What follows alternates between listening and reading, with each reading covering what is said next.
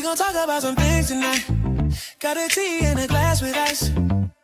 We got voices, we got views tonight. We got voices, we got views tonight. We gon' talk about some things tonight. Got a tea and a glass with ice. We got voices, we got views tonight. We got voices, we got views tonight. Come to the light. Hello. Hello. We are back with episode 19. 19. Oh my goodness. Already. It's hard to believe it's 19. Well, we're going to keep on rolling with the next one and the next one. And just to tell you guys a little bit here, with our podcasts, we do. I get a lot of questions. People ask me, "What type of podcast you have?" We do a variety of things. We don't have, how you get into doing social media and you have to have your niche. We don't. We don't do that.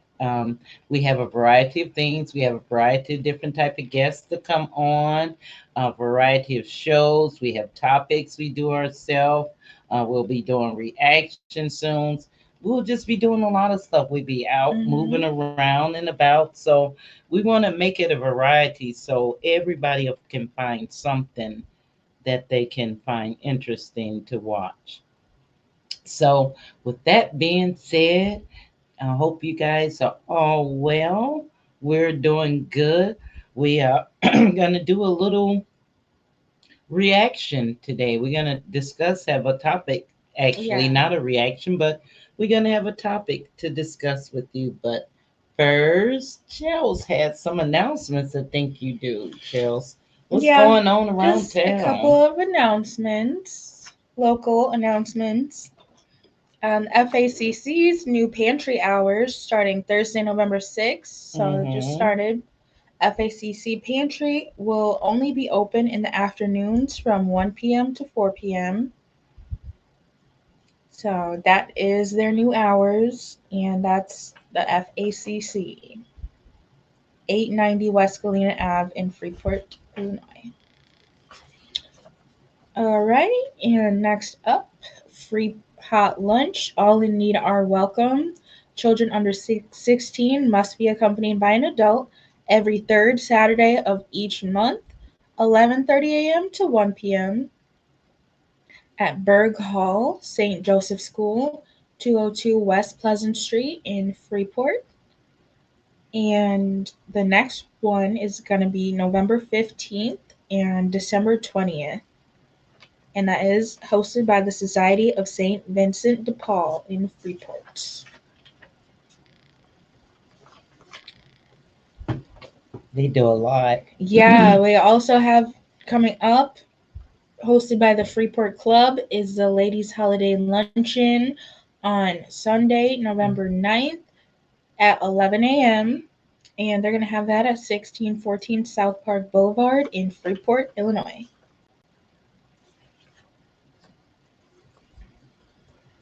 Next is the Motown and Soul Night back in the day.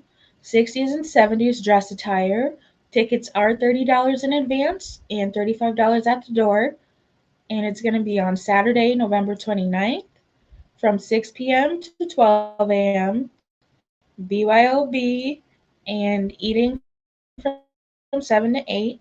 For tickets, call Brenda LeBlanc at 815-541-5620 or Tiff Harris at 815-291-2433.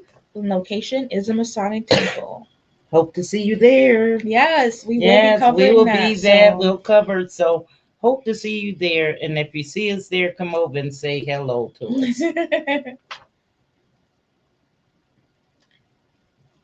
After that, we have the Cookie Walk basket sale and a huge holiday bazaar.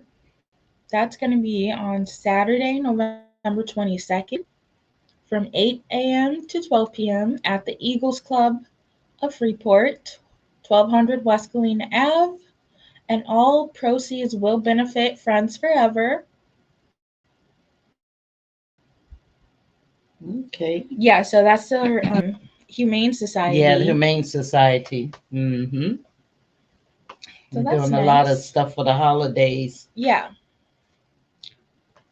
And next is Elevated Voices Holiday Bash. Mm-hmm.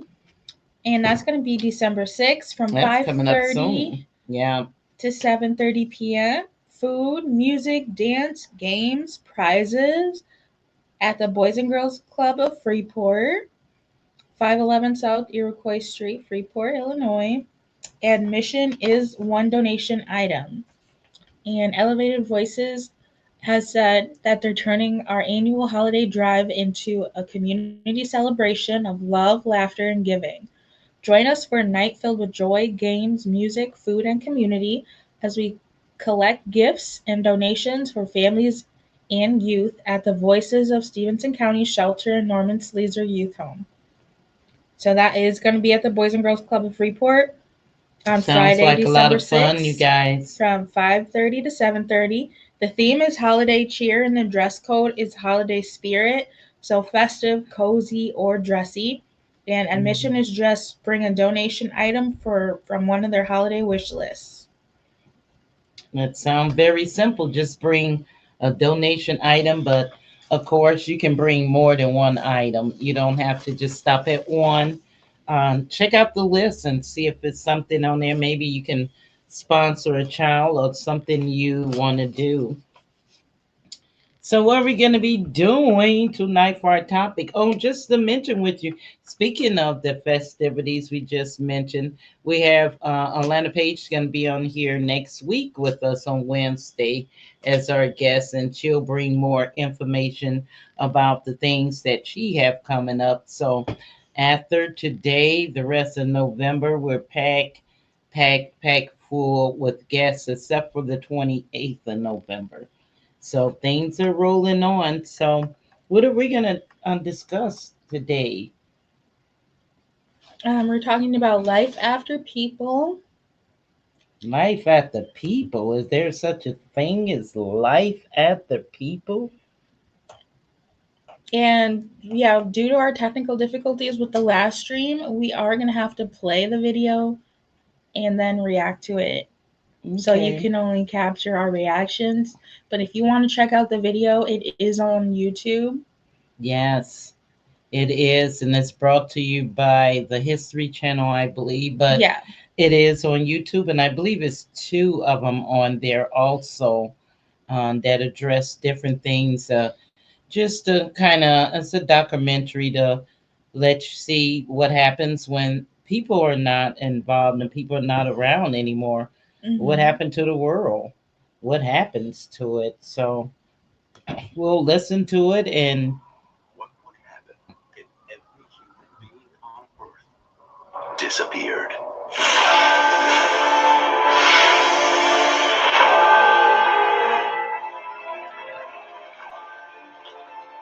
At some point in the future, this could be the fate of our planet.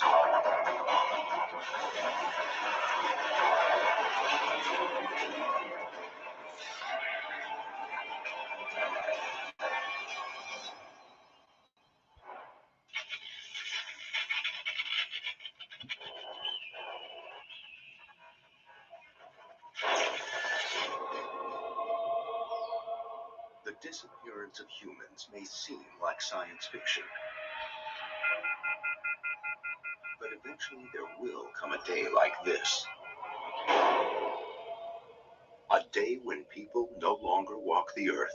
wow.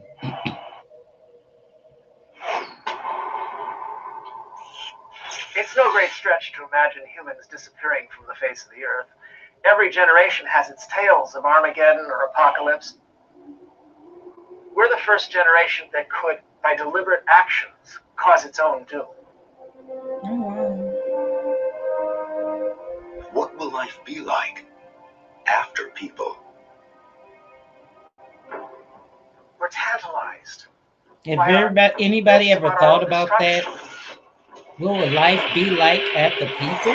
But also tantalized by the notion, hey, maybe it's the turn of someone else. What will they do if we're gone? What will the earth do when I'm gone? most natural question in the world.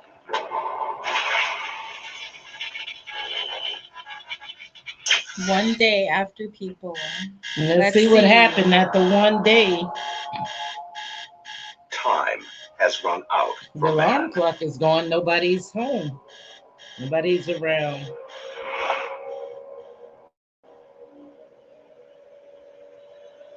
Our hold on the planet is over.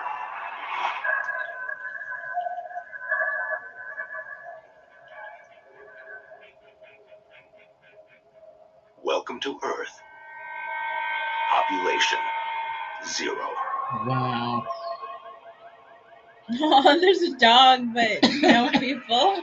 Population 0. They just show you that the animals survive. Within hours after we're gone, lights start going out around the world.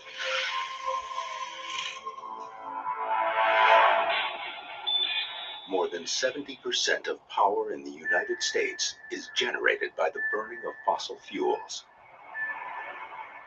The plant will only continue to produce electricity as long as the fuel it We takes should have had to a be table consumed. behind us and set the laptop on and turn If to there's it. no one around to provide the new fuel into the Oh, you generating plant, Mhm. then it'll be quite quick Could've been right before there. the lights start going out in cities all over the world. Nuclear power plants are unlikely to melt down. The average reactor holds enough fuel to keep running for 2 years, but without humans consuming the power generated by the plant, the reactors will automatically shut down into a safe mode in as little as 2 days. Even wind Wow. generation can't last Changes forever. with the reactors The and turbines everything already require after 2 bearings days. and lubrication of those bearings in order to keep operating. If there's no one around to maintain the turbines, the electricity doesn't get produced. As generating plants go down, outages on the No power grid electricity. contribute to a cascade of failure worldwide. And that's just a couple days without people. After a few weeks, the planet is plunged into a deep darkness it has not experienced since humans first huddled around campfires. So after 2 Perhaps weeks, the last everything's glow of completely artificial dark. lights on Earth will be seen in the American Southwest.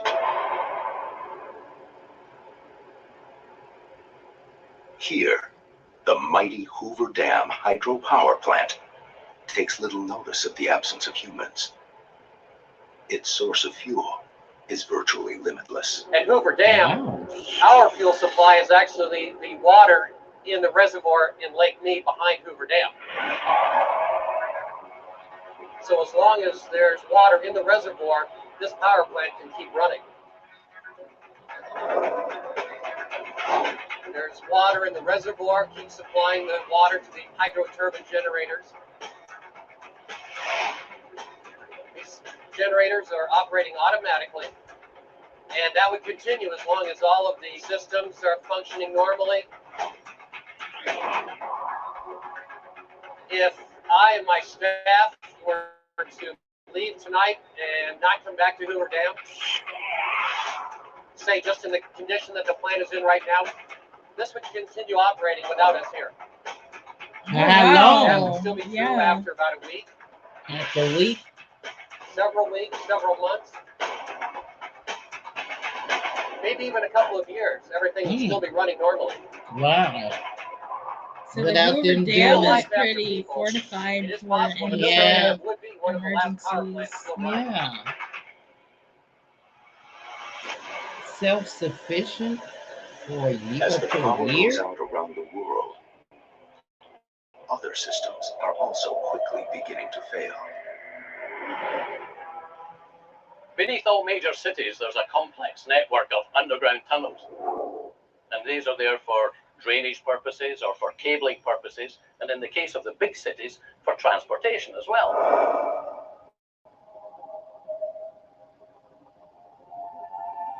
Now, many of those sit below the level of the water table. And in order to keep them dry, we have to have a system of pumps that are switched on when necessary to drain the tunnels.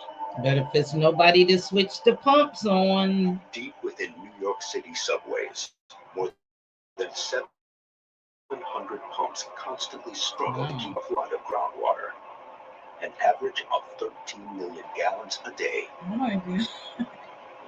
13 Now, if Yeah, look at all people the were not around, buttons. there would be Look at nobody to pumps. switch the pumps And on. there's no one to press them. No It's one to estimated press that them. the tunnels would fill with water in about 36 hours. 36 hours, the tunnel's going to fill with water. That's the subway. Because nobody's there to maintain. Wow. 10 days without people. Back above ground, food is rotting on supermarket shelves. Food rotting on the shelves. Home refrigerators become nothing more than containers for decaying food. Ooh. But meltwater from defrosting freezers may provide a temporary lifeline for some of the creatures we've left behind. Oh, the poor dog scrounging around once there for are no anything water he to can drink for them? find. Right from the get-go. And like you say, the dogs can't go open a refrigerator to even try to get anything The anyway. instance that humans have gone, they're not creating the debris or producing the food that the dogs are living on.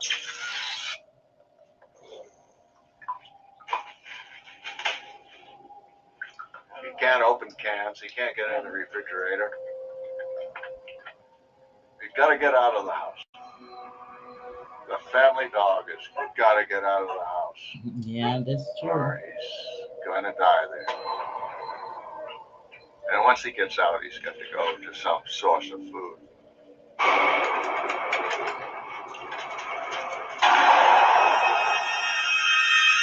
The first thing that happens is that they all jump out of the windows, and they are now out there in the new landscape.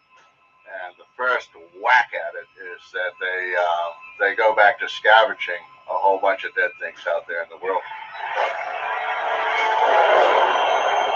There are estimated to be 400 million dogs in the world.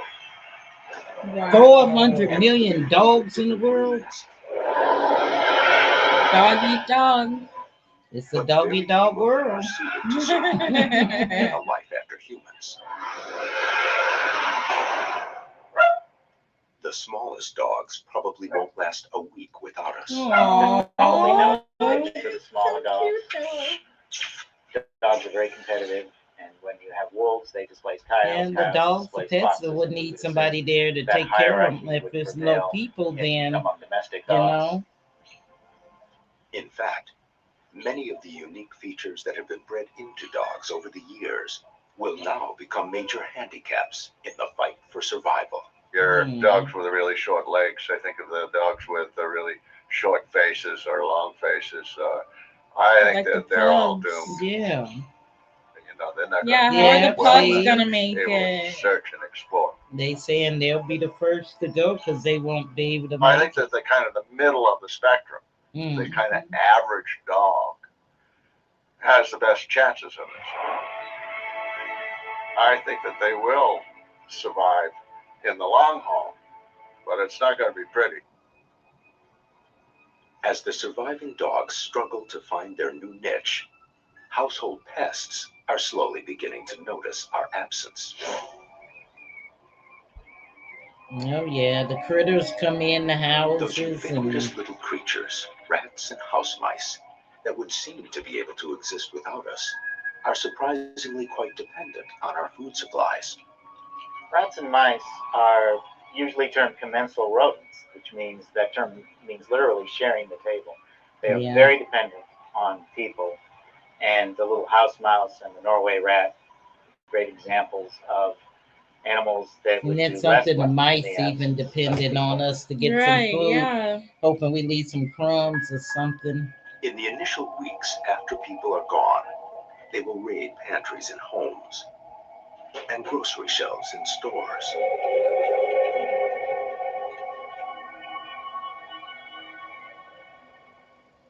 After eating through these food supplies, they will struggle to survive on things like cardboard, cloth, or glue. Glue? I think that if a city was abandoned, the rats would have to go back to I their didn't know they honest could living. eat that. And honestly, They survive What on kind of glue nutritional value are they getting from that? and cardboard. Come on, what they compete getting? for resources there. Eventually, these rodents will abandon homes and buildings, which will make them easy pickings for predators. Mm-hmm.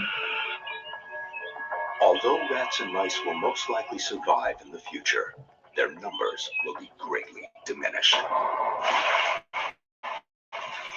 6 6 months.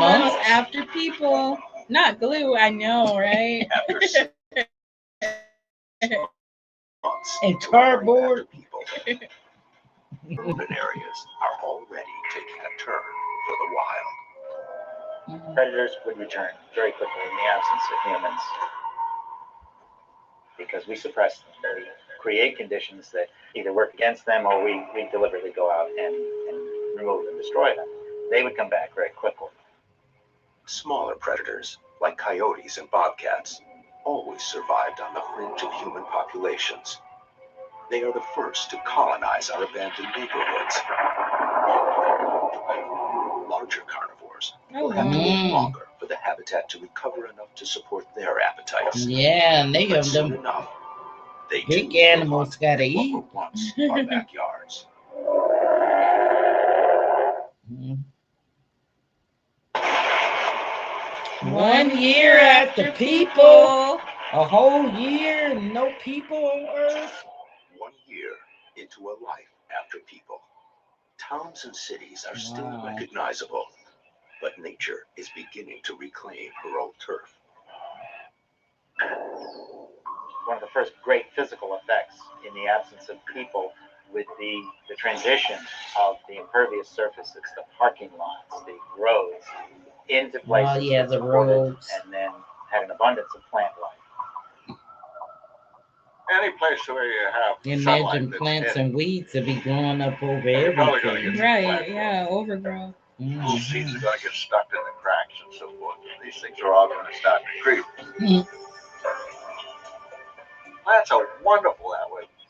They can destroy things in matters of, few years.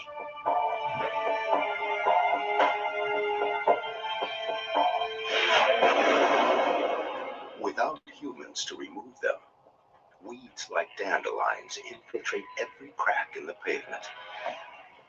As these weeds die, their remnants combine with ever-spreading moss and lichen to create a layer of topsoil. This sandy soil is poor in nutrients, so only plants like clover that can pull nitrogen from the air flourish at first.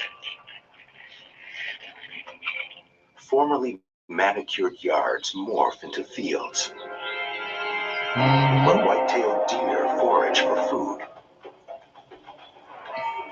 Wild animals have also begun to find their way into abandoned cities. Yeah, you can see coming out the subway, you're gonna see all kind of animals. Bears and Just everything. yeah, Man's supposed because domination man over isn't nature around. has proven to be quite tenuous. The signs of our vulnerability have always been there. This is an ailanthus tree. It seems to enjoy rooting itself in very inhospitable locations, and it likes to attach itself to crevices and buildings. When it does so, it causes damage. The roots expand, and the expansive forces of that force out mortar and stone and cause crumbling of a facade. If you get a lot of this on an entire building facade, it could cause major damage. Wow. As nature battles back, even man-made Goliaths like Hoover Dam aren't invincible. Uh-oh. Yeah, To harness Hoover the Dam power going of this down. river took 21,000 men and 5 years of hard labor. Wow. 5 years But to 1 make. year after people, its 17 massive and seemingly indestructible generators are about to be brought down by an organism the size of a human thumbnail. What? What is What's gonna? The lake What is above it? the dam What is that? infested with an invasive species of mollusk called the Mollusk. quagga mussel. The quagga mussel.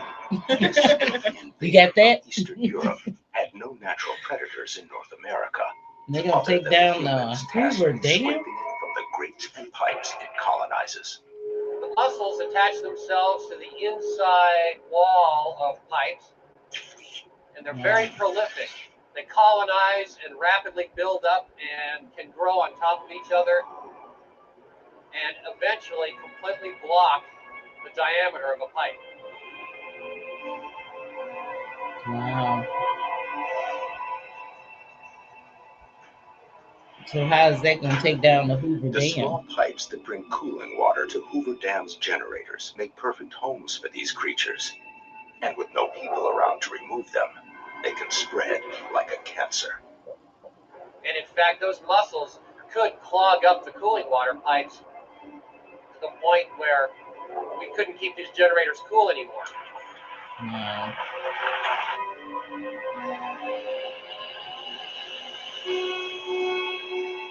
And it would Nobody's cause there high to answer temperature the alarm in the alarms. automatic control system. And that automatic control system would then start the shutdown sequence of that generator.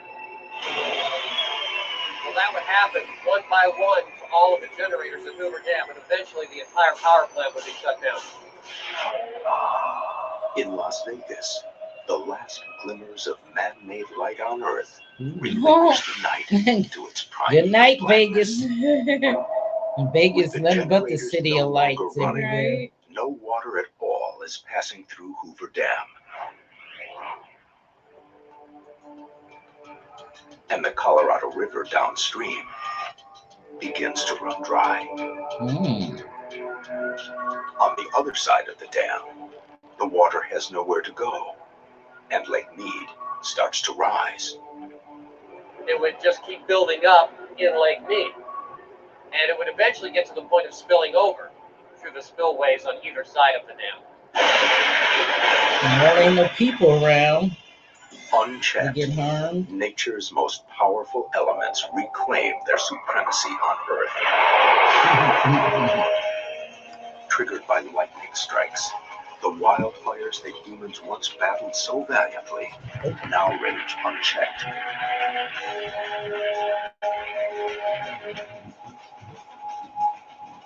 I wish we could see it in the background on a movie projector. I know. Yeah. We tried to show it, but it just wasn't Figure working. that out. Because I got a movie projector. So, you know what? They can be done because I can connect my fire stick up to it. And how would we do San Francisco's stately wooden Victorians that? are now only useful as kindling.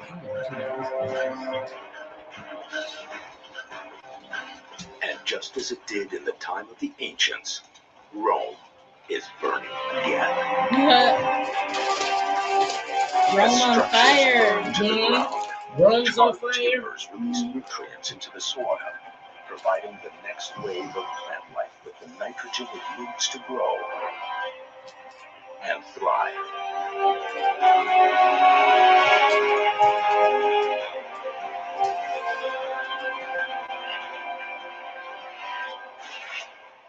Five years after people. 5 years after Wow. people, the Wow. roads of the world are disappearing beneath a green map that spreads like some relentless monster. The advance of nature knows no boundaries. The gates of London's Buckingham Palace are easily breached by vines and moss. In Moscow, Red Square is Wow. becoming very green. Yeah. In reality, nature will reclaim the earth very quickly. Foliage is taking over These stairs were everything. cleared 18 months ago. If we came back in another 18 months, we'd have a hard time finding them. Wow. If we came back in 5 years, it would be almost impossible to find. Man's mastery over nature has always been just an illusion. When the Cambodian city of Angkor and its temple complexes were abandoned in the 15th century, jungle trees grew indiscriminately over its stone structures, entangling them in their roots.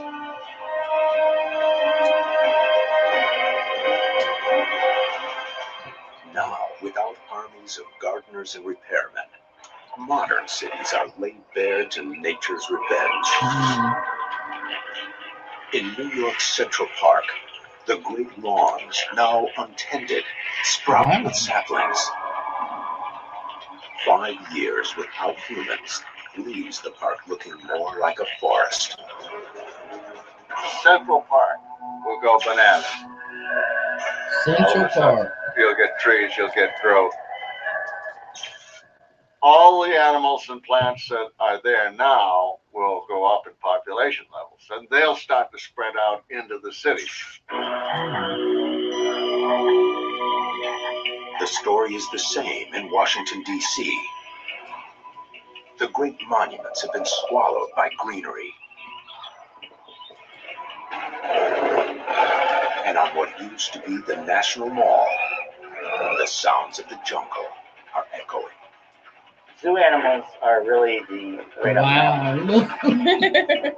Rhinoceros. Depending on whether or not they walking could around. escape from their confinement, then things change dramatically. Because you might have lions, you might have tigers, both of which would be perfectly capable of surviving in a post-human period. Is that the White House? Wow, so 5 years It's supposed to be the after. White House? They do better for Yeah, themselves that's what than I they would do thought. in Washington, D.C. But these are Yeah. animals that are perfectly capable of figuring out how to do it and how to survive. So 5 years after people, lions, rhinoceros, tigers, they're still going to be around. Yeah. Matter of fact, they walking through Washington, Because D.C. there's right one now. spot on the globe where it's already happened.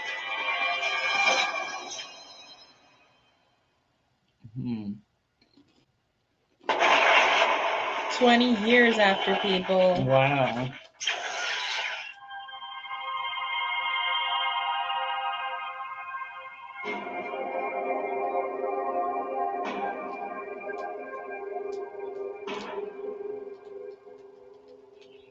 It's 20 years into a life after people.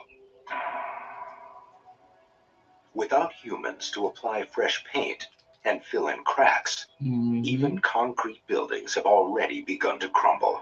Yeah, somebody got to do the work. They had the maintenance keep it Lack up. of maintenance turned cities into eerie ghost towns. Animals that had long avoided human population centers now return to make new homes among the decaying walls. Owls are still around. The birds are How do we still know this? here. Because there's one place in the world where it's already happened. And this was 20 years after people. We're standing in the central square of Pripyat, Ukraine, a city that was once the most modern city in the former Soviet Union.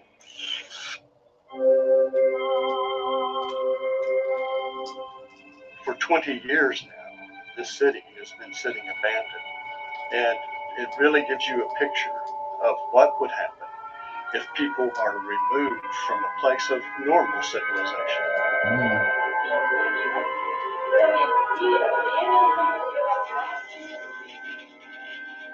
Evacuated after the Chernobyl nuclear disaster, Pripyat went from a city of 50,000 to a ghost town overnight. Overnight. So it's about 2 freight ports. Yeah. Dust-covered schoolrooms remain as students left them just over 20 years ago.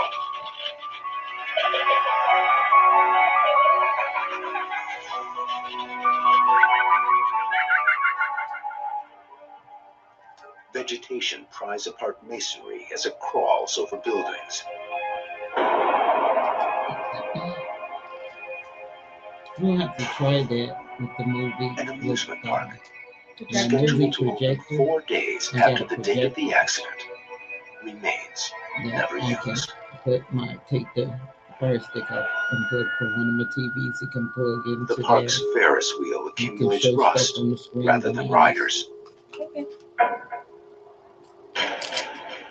I don't know what I think about that. You take some time to get it set up.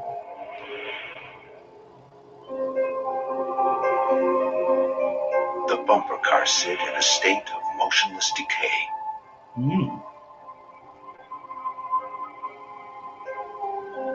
Pripyat has provided an amazing and rare opportunity to see what happens to a man-made city when humans disappear.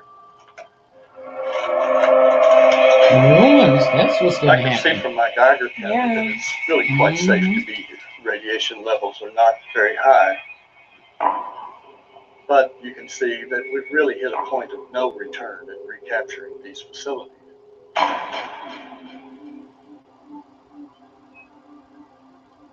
We're in what was the cultural center of the city of Pripyat. And indeed, this was a place where friends gathered, where there would be celebrations, there would be balls, there would be music, That's a there big would be room. dancing, there would be performing on the stage here behind me. But after 20 years, the forces of nature have started to decay this facility. This concrete Soviet facade may look imposing, but it's no match for the frigid Ukrainian winters. As the temperature drops below freezing, water that has accumulated in cracks expands, exerting bursting pressure that pulls apart the masonry. As vegetation grows unchecked, the roots spread through foundations and stairs. These roots suck in moisture that makes them expand Roots seem to be destroying a lot of part of the like United States. Yeah. hydraulic jacks. Over time, they The slowly plants push just apart. grow. Yeah, nobody to stop them and kill the weeds, and they just This destroying is only 20 concrete. years.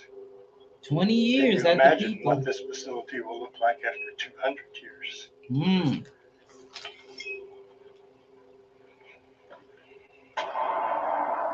After the accident, scientists expected the worst for the wildlife in the region. Most of the trees in a 1.5 square mile area around the nuclear plant were killed off by radiation. Many animals died. But incredibly, the effect of the absence of humans for 20 years has outweighed the initial damage caused by the nuclear nightmare.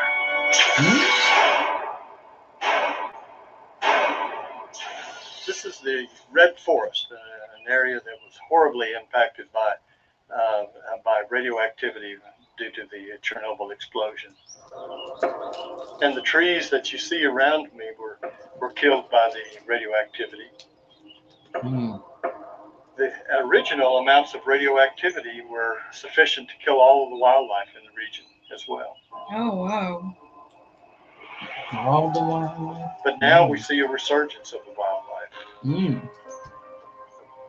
And that's something to seeing the wildlife come back. As an example of how wildlife has prospered here, we see here we have an antler from a red deer, and obviously a fairly large and healthy red deer.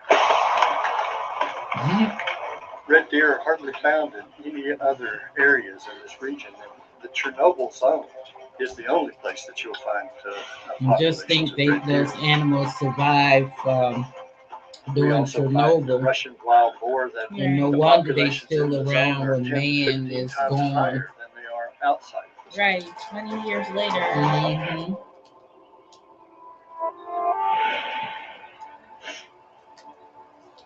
And they haven't aged We're now a at the kindergarten of Karpachy village, not far from the Chernobyl station. Children were living here while their parents worked, but after that night in April 1986, they never returned.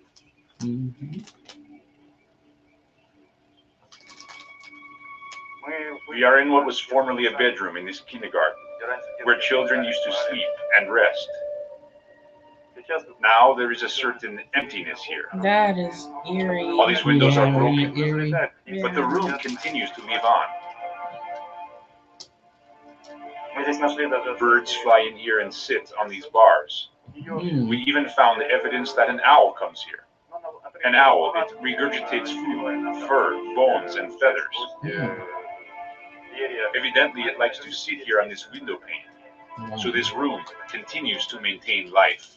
Birds like it.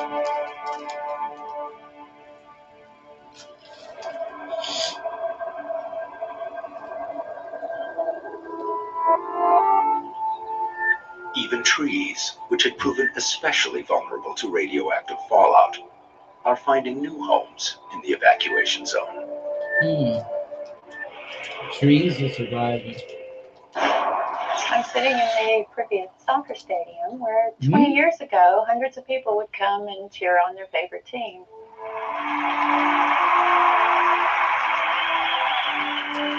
And you can imagine the laughter, the sounds of the crowds here,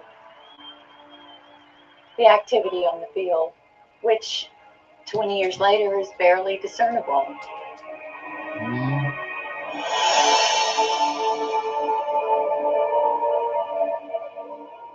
Looks like a forest. The soccer field now is going through succession, as you would expect, and returning to what it was originally hundreds of years ago, which was a mixed deciduous forest. Okay, going back to being a forest. I grew up in a town about like this, and I used to enjoy riding bumper cars like these, about a half a world away. And it seems pretty sad when you look now and you see what's become of this beautiful city of Pripyat, and that people will never live here again.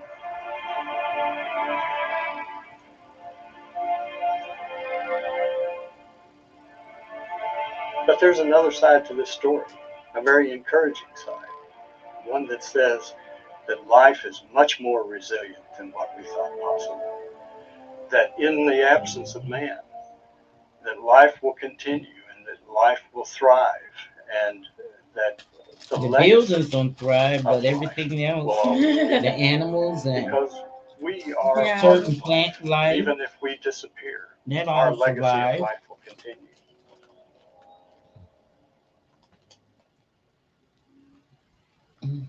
Thank you for the stars. What do you guys think? Any questions, you guys? What do you think? It's 25 years. 25 years. After people. Out in the country, nature is beginning to erase all evidence of man.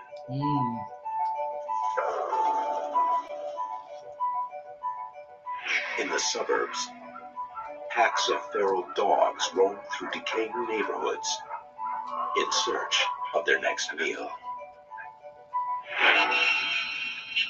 In some of the great cities of the world, solid ground is getting harder to find. In the time of humans, London was protected from tidal surges by 10 retractable steel gates that could be raised during storms to seal off the Thames River from the North Sea. Without humans to operate the barrier, London is defenseless.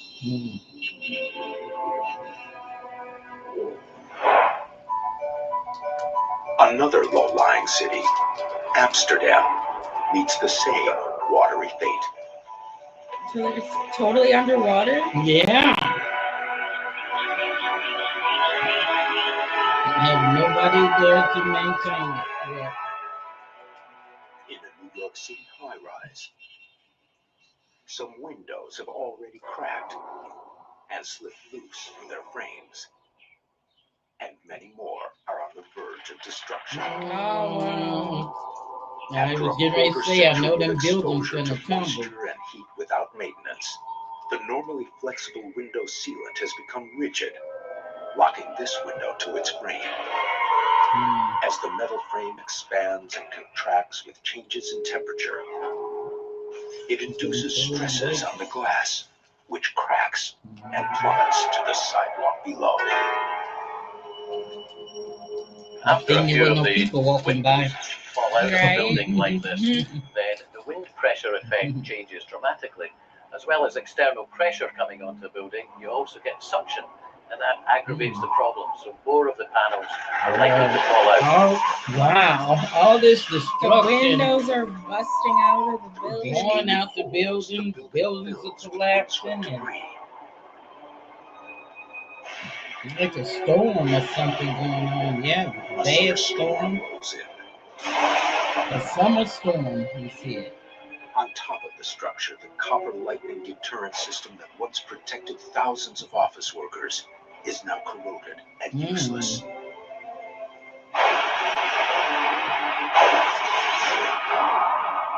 A lightning bolt turns the tower into a raging inferno.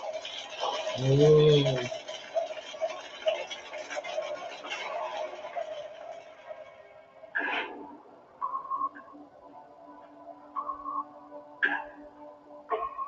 The gutted building makes the perfect home for a surprising survivor.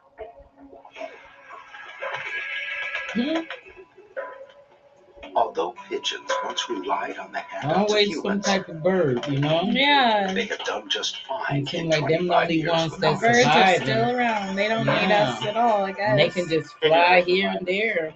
They'll find something, I guess. Wild still.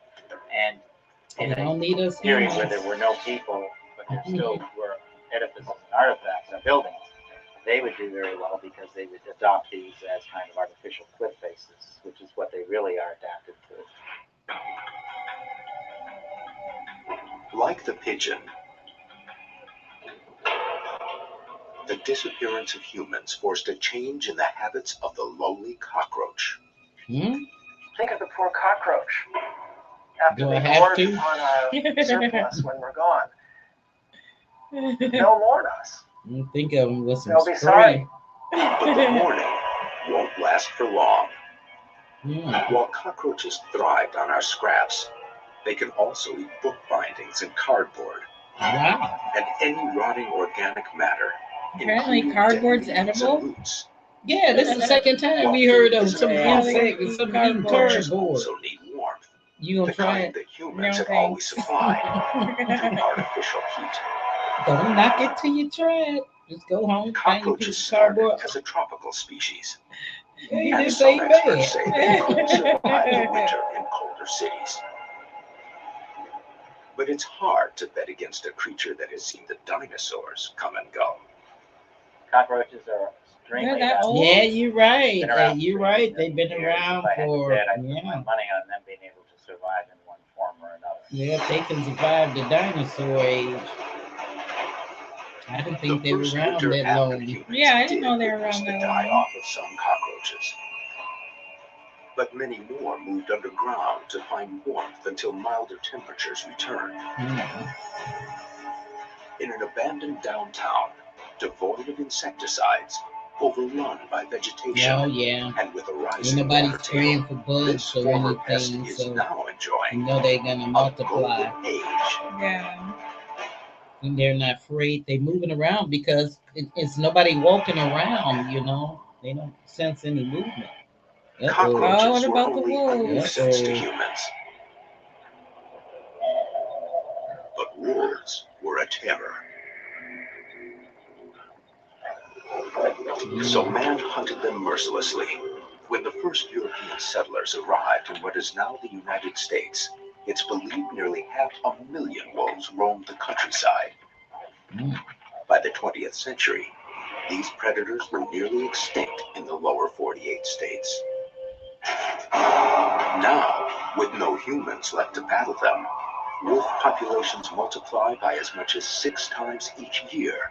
Wow. Within 25 years of our disappearance, 6 times? there could easily be 500,000 of them roaming the United States again. No, it's only a bunch of wolves This running amazing around. comeback Right. has been seen on a small scale before.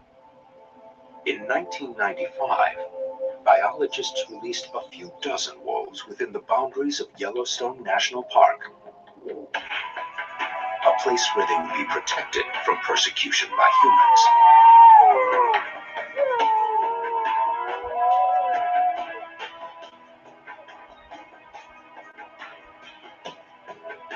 Within a decade, a few dozen had multiplied into 1,500. What? And the wolves quickly spread out from their release point to occupy territory throughout the states of Wyoming, Montana, and Idaho. Is that how they save them from going extinct? They would be fast. If That you can must be how start they with just a save few them from dozen going wolves, in the extinct. course of one decade, have a population of 1,500, and you can have a geographic expansion where they filled up a big chunk of a 3-state area, and these are big western states. Yeah, when the conditions are right, they can recolonize pretty rapidly. Could we see them in Manhattan or Chicago? As soon as the deer get there, the wolves will be right behind them. Oh, okay.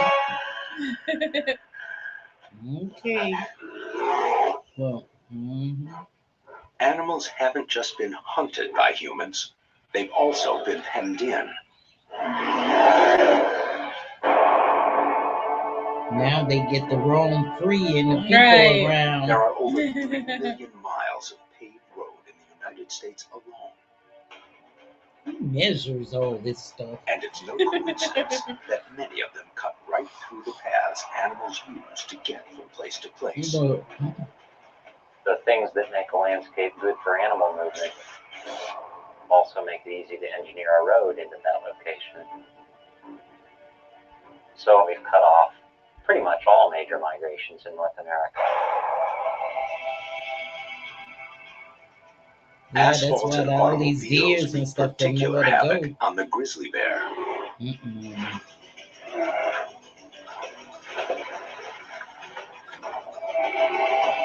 Their habitat was so carved up by roads that they were confined to isolated pockets, cutting them off from food sources and potential mates.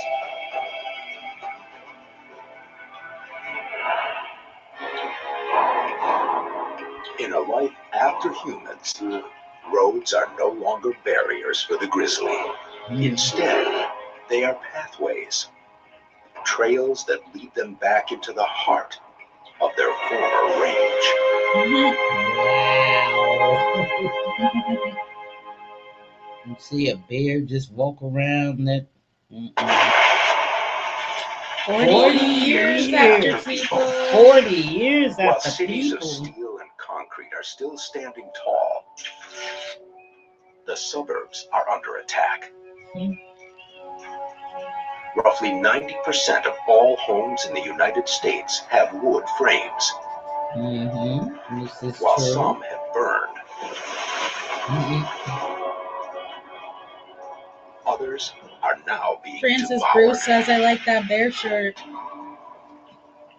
You see, it's worn, don't you, Francis? That's because we Without work major hard. preservatives, We the work local hard. is defenseless against termites. I gotta wear my other one. I think we got a game Termites coming up feast here. on cellulose, the basic building block of wood, and their appetites are relentless. Some colonies can eat as much as 1,000 pounds of wood per year. Wood. I guess they have to Really? survive In off this of destructive something because advance, if all the termites aren't food is working gone alone. or The process we rotten, know as you rotting will know. occur Yeah. when the wood gets exposed to the elements. And this rotting actually is a more complicated process. It's a process by which microbes attack the wood and release carbon dioxide and methane to the atmosphere. If humans were to leave, it would be a matter of decades before most structures that had significant wood components would start to decay. Faced with the two-pronged attack from termites and rot, the beams that hold up the roof give way, and the boundary between inside and out that had once been so important to the humans who called this building home is forever erased. Other substances like this mortar and rock are going to last Everything is longer going than to several be decades, erased but because they'll still crumble if through nobody natural can't chemical take and care physical of weathering stuff, processes, Right. and eventually these you know, walls will unless fall it's down as something well, that don't and need there'll to be be no taken remnants. care of, like the birds, you know, have their own thing going. They don't need no help. Now, nature They just will act fly quickly where to they swallow want. up these Right. ruins. Still around too. This crumbling house in Baltimore's Druid Hill Park was once home to the caretaker of the city zoo. It looks like this building has been abandoned for more than 100 years, but in reality, people have been living here up till 40 years ago. It's amazing how quickly the vegetation has reclaimed the area. Yeah, The vines have started to climb up the walls. The All trees are throughout the growing into the building. structure, and they're both And you physically know that pulling the place is structure apart. beautiful at one Right. time. Yeah. Just gonna say that. Structures built entirely of stone or masonry will far outlive anything made of wood. Exactly how fast they will crumble depends on their environment.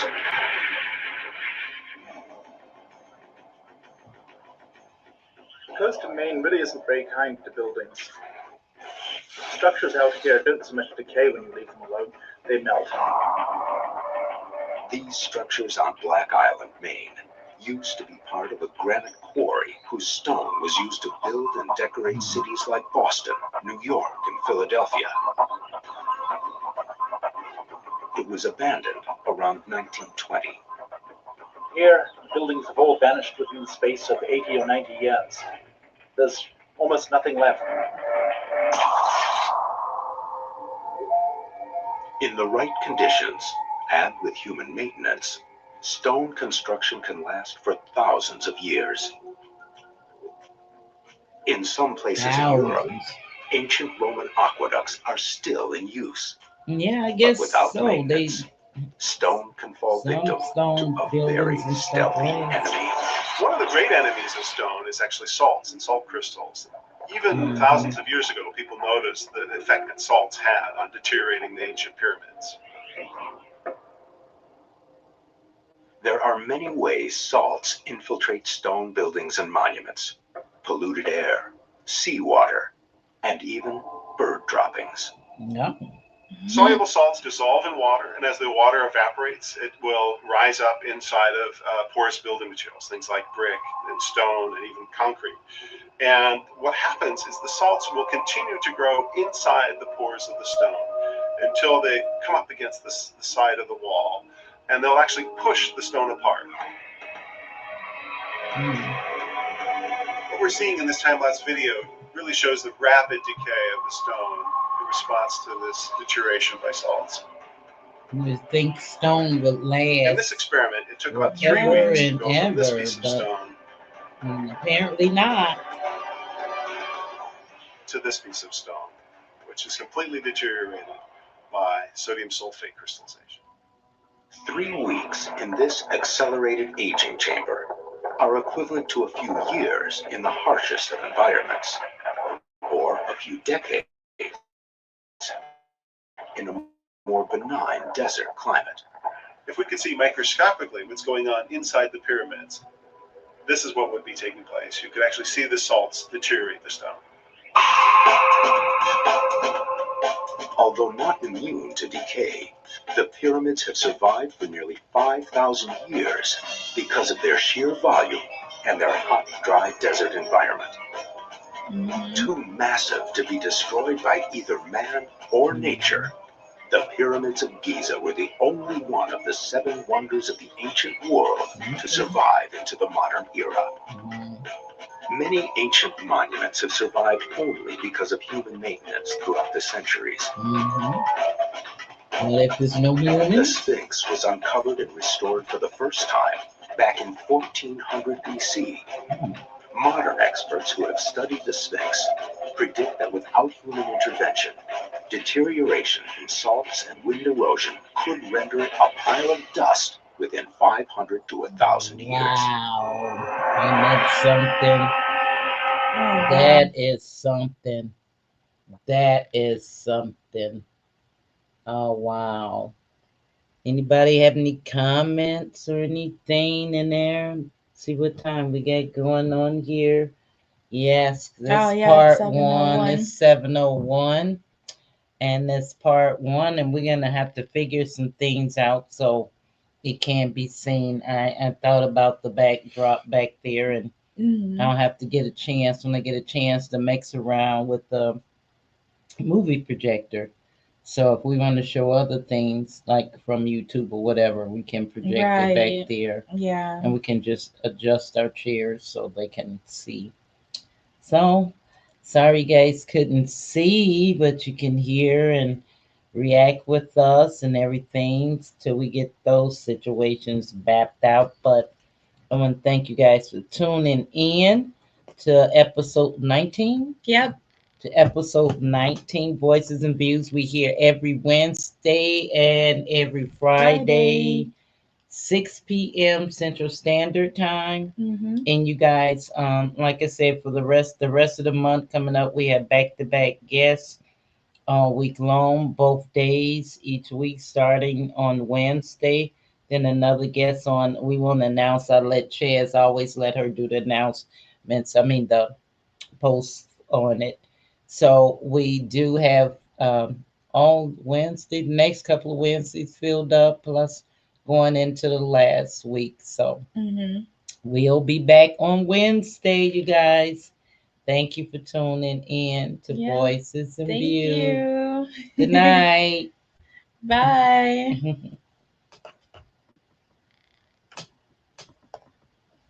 We gon' talk about some things tonight.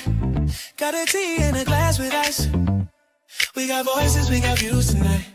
We got voices, we got views tonight. We gon' talk about some things tonight. Got a tea in a glass with ice. We got voices, we got views tonight. We got voices, we got views tonight. Come to the light.